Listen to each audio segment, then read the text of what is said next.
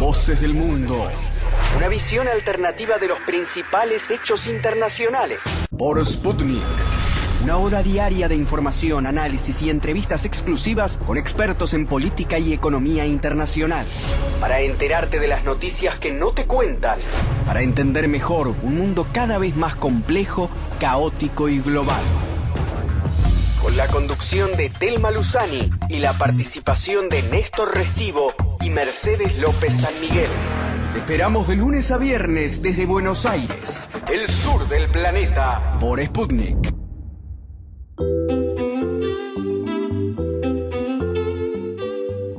¿Qué tal? Buenas noches, queridos oyentes y oyentas. Bienvenidos a Voces del Mundo, este programa de política internacional que como todas las noches recorre el mundo para buscar las principales noticias y darles una visión alternativa. Nuestra consigna es decir lo que otros callan. Ustedes saben que salimos en Buenos Aires, en la capital de Argentina, a través de la AM750, pero también por internet a través de Sputnik. Tienen que entrar a mundo.sputniknews.com para dejarnos mensajes. Pueden hacerlo por Facebook, a Voces del Mundo, por Twitter, @vocesmundo, @am750, y también tenemos un mail, que es radio.mundo@sputniknews.com. Hoy estoy con mi amigo y compañero Néstor Restivo. ¿Cómo estás, Néstor? Hola, Telma, muy bien. Buenas noches a los oyentes. Hoy tenemos un programa bastante movido con dos entrevistas, una para hablar del caso Odebrecht, esta empresa brasileña que ha pagado coimas en muchos lados. Bueno, vamos a hablar con un especialista en la materia y también abordar las elecciones en Francia, para las cuales faltan nada más que 2 meses, con un panorama electoral con la derecha y la extrema derecha creciendo mucho. Vamos a tener un entrevistado del Partido Socialista. También hay un aniversario importante. Sí, el aniversario es justamente la revolución, lo que se conoce como la revolución islámica, que es el regreso del Ayatollah Khomeini a Teherán, a Irán, y la huida, la derrota del Shah Reza Pahlavi. Todos los días, Voces del Mundo. Telma, en los últimos tiempos una empresa brasileña, Odebrecht, que es la constructora y empresa de ingeniería y de consultoría para obras más importante de América Latina, está muy presente en los medios a partir de una red de corrupción, de pago de sobornos o de coimas a diferentes empresas de distintos países donde esta firma Odebrecht actúa, que le hicieron valer una relevancia mediática muy importante. Hay directivos de Odebrecht detenidos, presos. La empresa aceptó pagar $3.500 millones, una cantidad récord, para en todo caso reconocer los delitos en que había incurrido y tratar de aliviar la pena que pueden enfrentar sus propios funcionarios. Y esto destapó una red, como insisto, ¿no?, de sobornos y de coimas en numerosos países de la región. Una de las personas que ha investigado este tema está hoy en línea con nosotros. Sí, efectivamente nos referimos a Giovanni Vicente Romero. Él es abogado, politólogo, profesor universitario, que en este momento hace análisis político para el Centro de Políticas Públicas de Desarrollo y Liderazgo, además de hacer varias columnas de política internacional justamente en medios como Telesur. ¿Qué tal, Giovanni? Telma Luzani y Néstor Restivo, te saludamos. Buen día. Buenos días, un saludo desde Washington. Es un honor participar en este programa y muchísimas gracias por la oportunidad de saludar al pueblo argentino y el resto del mundo que escuche el estelar programa de Voces del Mundo. Es un honor. Muchísimas gracias, Giovanni. Bueno, como comentaba Néstor, ¿no?, hace meses que se conoce esta, digamos, ilegalidad de la empresa Odebrecht, una empresa la más importante de Brasil y una de las más importantes de América Latina, que tiene intereses en, bueno, no solamente en las 3 Américas, o por lo menos en América del Sur y América Central, el Caribe, sino también en África. Yo recuerdo cuando cayó el líder Muhammad Gaddafi, que Odebrecht era una de las grandes empresas que estaba construyendo infraestructura en Libia. La pregunta es, Giovanni, en tu artículo vos comentás que te llama la atención, o que esta empresa dio, digamos, esta sorpresa de ser tan corrupta. ¿No es habitual que las grandes empresas estén de repente coimeando a un Estado o incluso a los privados para conseguir licitaciones o conseguir grandes obras? Es una pregunta bastante interesante y estamos hablando de una empresa gigante. Este es un caso monumental porque aquí estamos refiriéndonos a una empresa que logró penetrar todos los estamentos del Estado, y no solo en un Estado, sino en varios estados, porque estamos hablando de 12 países que probablemente fueron sobornados. Entonces, aquí estamos ante un caso bastante importante y definitivamente esta empresa, que es una empresa gigante, como he dicho, es la mayor empresa constructora de América Latina, como has mencionado, no solo América Latina, también llegó a África, llegó a Europa y al Medio Oriente. Pero esta compañía no respetó las fronteras. Los tentáculos de la corrupción de esta compañía llegaron hasta los países que menos te puedes imaginar. Aquí de lo que estamos hablando, Telma, es que esta empresa, como muchas empresas grandes, que ya sabíamos que había un esquema de corrupción, pero nunca antes de manera tan descarada como esta. Es decir, aquí tenemos una compañía que ya había institucionalizado la corrupción como una de sus armas más importantes para lograr adjudicaciones, para lograr licitaciones, y evidentemente, no estoy exagerando con esto, ellos tenían, por decirlo de alguna manera, instituido un departamento para sobornos, que es algo bastante escandaloso. Claro. Giovanni, vos decís que son varios países, ¿no? En tu artículo citás en Argentina, acá en América Latina, ¿no? Argentina, Brasil, Correcto. Colombia, República Dominicana, Ecuador, Guatemala, México, Panamá, Venezuela y Perú. En este último caso en Perú, inclusive con la sospecha de que directamente 3 presidentes, Toledo, Alan García Correcto. y Ollanta Humala, estarían involucrados. Te quería preguntar un poco para ahondar en la primera pregunta que te hizo Telma, en el sentido de, en todo caso, ¿cuál es la práctica habitual de estas multinacionales y por qué Estados Unidos está tan interesado en esta cuestión? Recuerdo que en los años 90, cuando aquí en la Argentina y en otros países latinoamericanos hubo un proceso de privatizaciones de empresas públicas muy grandes, también se denunciaron coimas y en general estaban involucradas empresas europeas, ¿sí? Estados Unidos de alguna manera protestó por esto, por los códigos internos que ellos tienen, aunque Estados Unidos también presiona desde luego de otra manera para quedarse con estos negocios. ¿Por qué Estados Unidos se metió tanto en esta cuestión? ¿Hay otros intereses que desconocemos para enfocar a esta empresa Odebrecht? Bueno, en primer lugar, estamos hablando probablemente de la multa más grande de toda la historia, que registra la historia. Estamos hablando de 3.500 millones de dólares, que es la penalidad que tendrá que pagar Odebrecht por estos sobornos, por este esquema, este mecanismo de corrupción que ellos estaban empleando. Y evidentemente una gran partida de este dinero irá hacia las arcas de Estados Unidos, de Suiza y otros países involucrados. Es decir, estos 12 países que están señalados como los involucrados tendrán su cuota. Entonces, ¿qué sucede aquí? Vemos que Odebrecht en este momento se encuentra en la disponibilidad de colaborar con la justicia. ¿Por qué? Porque quiere reducir las sentencias, las condenas de esos ejecutivos, pero al mismo tiempo quiere otra vez lograr la habilitación para seguir operando en estos países. Al final nos damos cuenta que lo que se busca con esto es una maniobra para seguir operando en algunos países. Algunos países como Perú han cancelado proyectos, otros como República Dominicana en principio trató de inhabilitar la compañía, pero evidentemente ellos están colaborando con la compañía y en este momento ahora ellos están tratando de rehabilitar la compañía para que pueda funcionar. Aquí hay intereses económicos, obviamente Estados Unidos tendrá sus beneficios, pero también en este momento está tratando de mostrarse al mundo como el país está promoviendo esta operación, aunque ya la operación había iniciado en Brasil y todo se deriva de Lavajato y hay una relación con Petrobras. Pero Estados Unidos es el país que el 21 de diciembre del 2016 revela una investigación donde estos 12 países son señalados. Pero aquí podemos ver que cada país tiene un caso distinto. Odebrecht operó de manera distinta, una multinacional en cada país. los montos fueron diferentes.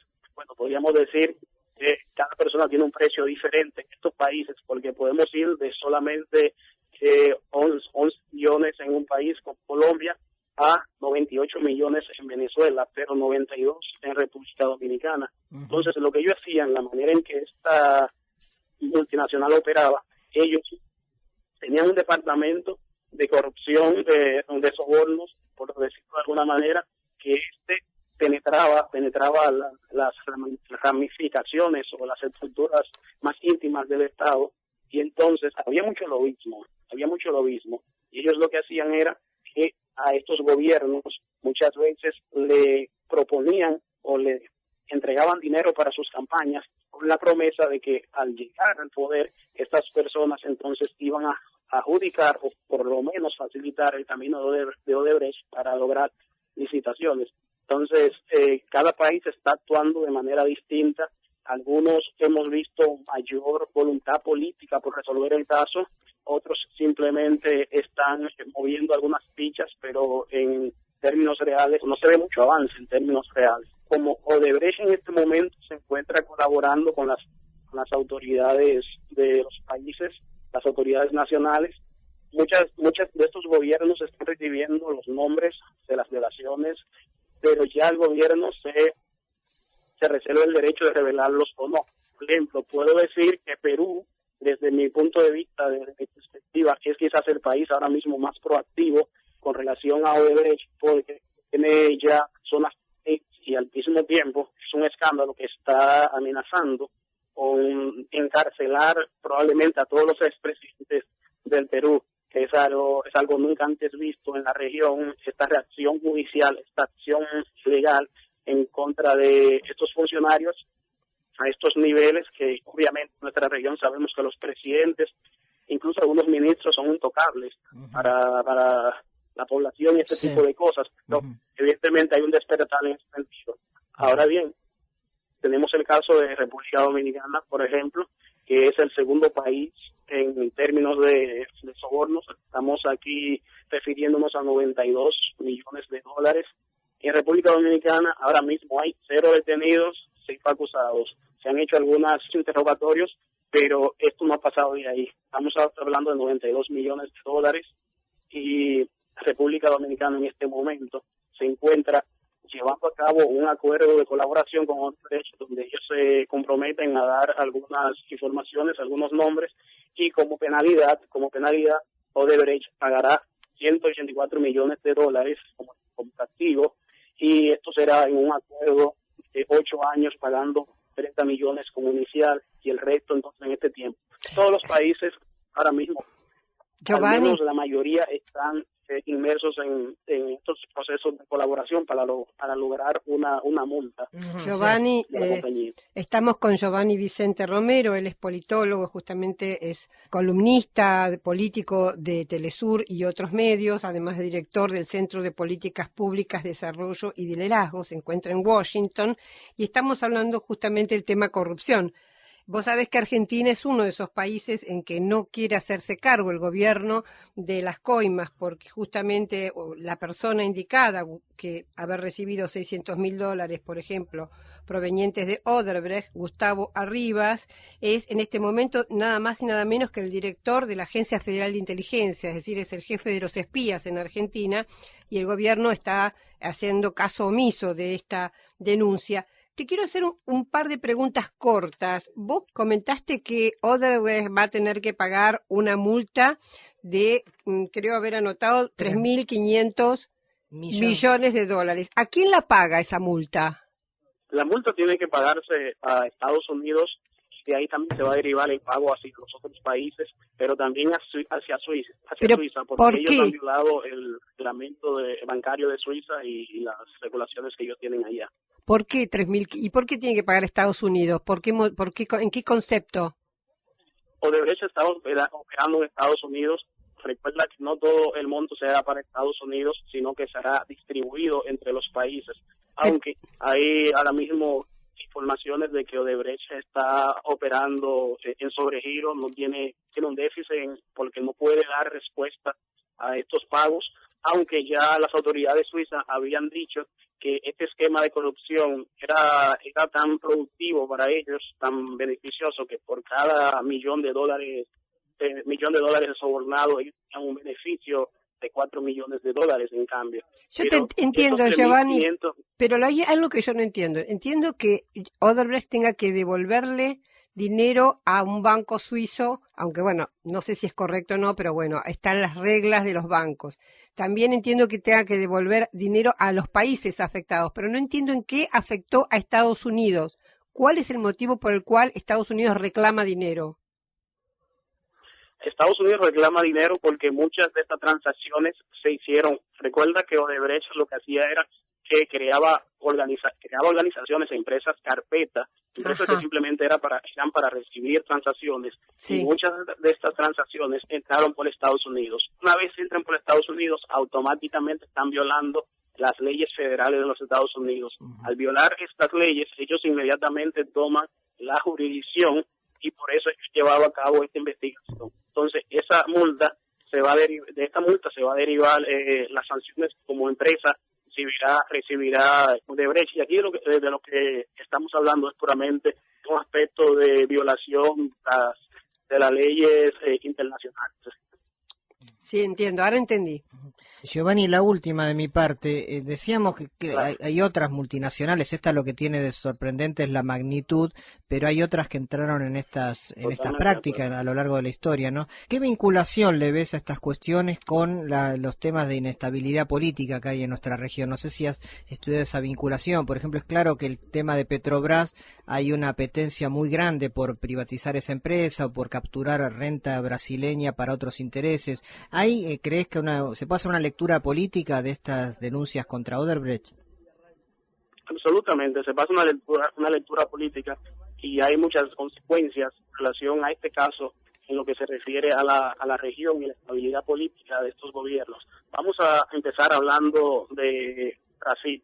Sabemos que aunque Dilma Rousseff fue tuida por el aspecto de manipular los números de la economía, esa es la alegación, ¿no? La alegación, pero al mismo tiempo sabemos que el caso Petrobras y por qué no Odebrecht también tuvo un impacto bastante fuerte en la caída de popularidad de esta presidenta, pero al mismo tiempo también tenemos conocimiento de que ahora mismo hay una crisis política en la región, en los países que están involucrados en este proceso, porque ya hay un descrédito, hay un rechazo de la población. Y es el caso, por ejemplo, de República Dominicana, vuelvo y lo menciono, el presidente con la tasa de popularidad, de aceptación más alta en los últimos 2 años probablemente, y ahora ha caído a un 50%, algo totalmente sin precedentes para él.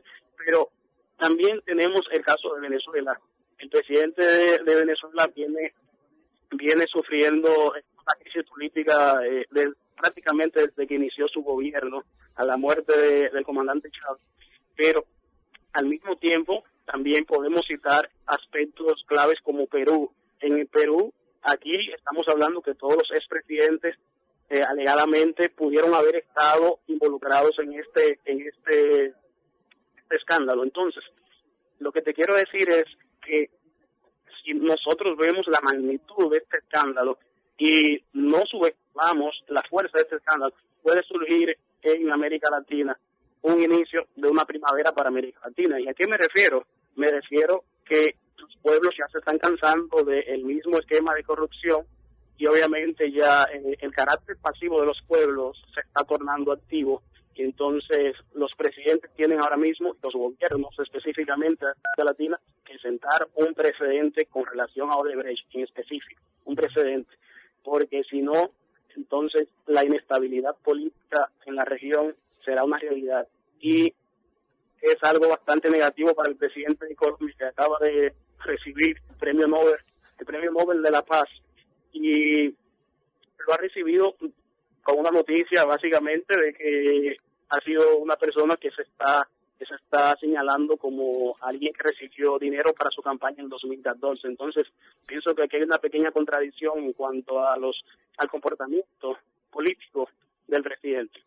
Bueno, muchísimas gracias, Giovanni, por esta comunicación con Voces del Mundo, muy claro y muy didáctico el mapeo que hiciste sobre el caso Odebrecht. Muchas gracias. Muchas gracias a ustedes. Un placer. Gracias. Estábamos hablando con Giovanni Vicente Romero, que es director del Centro de Políticas Públicas, Desarrollo y Liderazgo, y él es politólogo de Telesur. Néstor, es interesante lo que dice, aunque a mí me parece, digamos, en un punto muy ceñido a un tema específico. Tal vez habría que mirarlo con una visión panorámica, sobre todo por el tema América del Sur, que uno lo conoce más que otros casos. Es cierto lo que dice del presidente Juan Manuel Santos, pero el presidente Juan Manuel Santos tiene delitos como, por ejemplo, el caso de los falsos positivos, que, digamos, ¿qué es los falsos positivos? Que fue a las villas miserias de Colombia, recogió jóvenes diciendo que iba a entregar trabajo, no él en persona, obviamente, lo mandó a hacer cuando era ministro de Defensa del presidente Álvaro Uribe. Luego esos muchachos jóvenes, pobres, fueron vestidos con uniformes de guerrilleros y los mataron en un momento donde era importante para Colombia demostrar que estaba el ejército avanzando y eliminando guerrilleros de la FARC. Digamos, ese es un aspecto. El otro aspecto que me parece, no sé qué opinas vos, es que el tema de las coimas en las grandes multinacionales, no solo al Estado, sino también entre los privados, es algo que no es nuevo ni nos sorprende. Lo que sorprende es que haya saltado y que esto signifique políticamente un cambio de régimen, un cambio de gobierno para Brasil y, sobre todo, como vos decías, la posibilidad de que una empresa como Petrobras, que estaba en manos del Estado, que era explotada por el Estado, cuyo rendimiento iba a ser dedicado a educación y a salud, de repente pueda ser privatizada.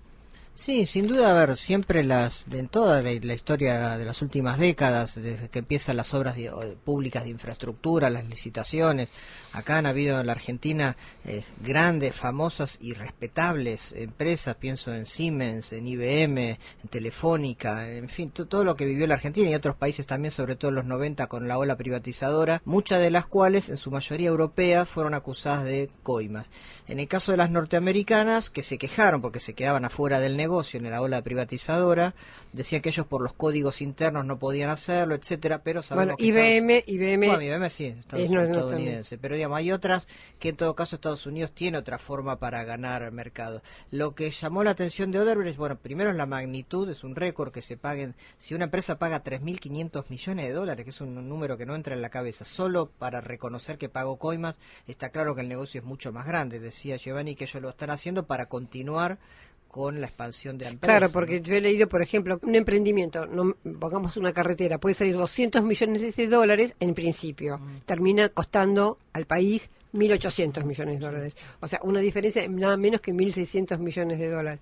Lo que a mí me parece, sostengo, pero sin conocimiento, sin prueba fehaciente, es que si uno empieza a agarrar las grandes farmacéuticas, las grandes petroleras y empieza a ver las coimas, por ejemplo, las farmacéuticas que dan esas empresas, no sé si Odebrecht es un escándalo. Digo, me parece que la diferencia es que de Odebrecht se sabe y de otras grandes empresas que seguramente destinan una cifra altísima en coimas y que también deben tener un departamento dedicado a las coimas, eso no se sabe por ahora porque sabemos que uno de los, digamos, herramientas más queridas y más usadas de estas grandes multinacionales, de los grandes poderes, es el secreto, es la opacidad.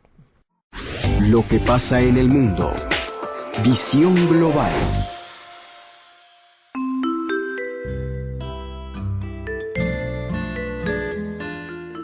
La semana pasada hablamos bastante de las internas del Partido Socialista, sí, porque sorprendió el triunfo de Benoît Hamon contra